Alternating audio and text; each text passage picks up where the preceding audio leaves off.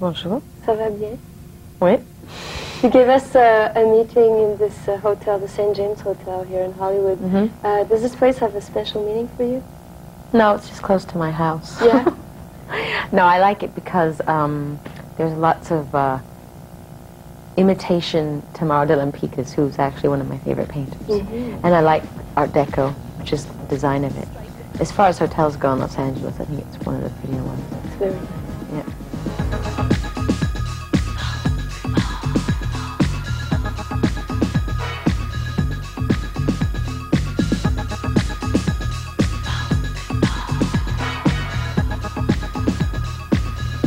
On your latest album, we discover a very soft and romantic woman in the lyrics. Where's the bad girl? Right in front of you. You felt like putting aside, you know... Well, I think that part of me is, I mean, that side of me is still in, like, a song, for instance, like Human Nature, you know. But I didn't want to give the critics any sort of ammunition. And let's just say that part of my personality is in hibernation. At least it's for the sake of my record. So you're showing the nice side of you for this It's one. not that I'm showing the nice side of me, it's just that, I mean, I think that there's a lot of different sides to every human being, and everybody has lots of different sides with their personality, and it really, a lot of it has to do with the mood you're in, right? So, I suppose I was in a romantic mood when I was writing it. You said that making this album has been a true test to your stability and sanity. What is that so difficult? That was only dealing with the personalities of all the producers I was working with. They all had a really big problem with showing up on time. Oh, yeah? Which is one of my pet peeves. Sometimes I couldn't even find them. Really? Yes. So, every day it was like I had to count to 10, take a deep breath, and try to get different imagery going in my head besides strangulation, stuff like that.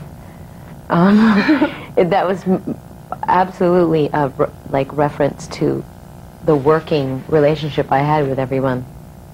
Because I worked with 4 different producers, and they were all very young. Just put it like that. You had to babysit them. Yes. So throughout the album, there's a beautiful mood. This same mood is there all along. How did you succeed doing that since you were working with different producers? Since they were all driving me cuckoo? Well, because when I wrote the songs, I took time with each of them, and it was a much less pressured environment. It wasn't the same as actually going into the studio, hiring musicians. The actual writing of the songs and the lyrics and the mood of them was done in a much more relaxed environment. Once I'd written all the songs, the trouble started when we went into the studio and there was much more scheduled time. The last time you put out an album, Erotica, it was out at the same time than a movie and your sex book. This time, it's the music. No interference. Just music, yeah. Is that the way you wanted it? Yeah. Yes. No distraction. Exactly. So, I know you don't regret your sex book at all, but do you regret putting the book at the same time? Yes. The album? Yeah? Too much information. Yeah. So people focused on that more? Yeah, definitely. Did you think people would follow you more?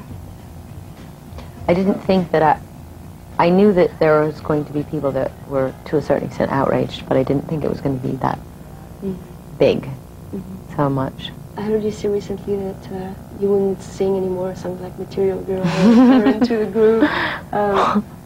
Does that mean that, like, some of your songs don't grow very well? Yeah. That's what happens. I mean, I didn't write Material Girl, so maybe that's why. How about Into the Groove?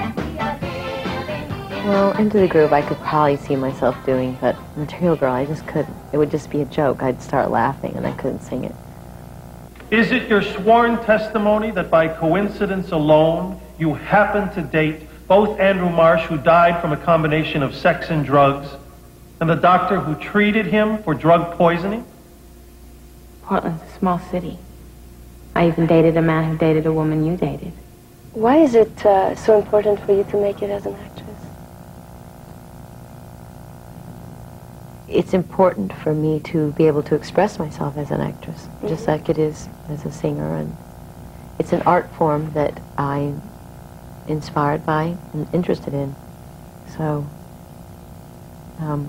when I cease to be, then I won't do it anymore. But I think it's an incredible medium, and I respect it. So. You also want to be a director? Yeah. Do you know which kind of movie you'd like to direct? A good one. No, I don't really. I mean, I think it would probably be something that I could relate to, and personally, something that I knew about, a subject that I knew about. Yeah. I know that you haven't been very satisfied with some movies that you've made in the past. Since you would like to be a director, would you direct a movie that you're playing in? No. No? That's too much work. But you would maybe be more satisfied and have control? No, but I think to be an actress, you have to let go of all kinds of control and just completely let go and forget about everyone in the room and be very submissive. And to be a director, it's completely the opposite. You have to know everything that's going on and be completely in control and have a very specific point of view and very dominant, and you're running the ship, and it's two different hats to wear, and I wouldn't want to wear both of them. I think one would suffer. So you will be playing in other movies next year? Yeah. So you trust these new directors you'll be working with? Not necessarily. What's the next movie you'll be in? I just did a movie called 4 Rooms that Allison Anders directed. It's a Quentin Tarantino script, and he's producing the whole thing, and he's editing it.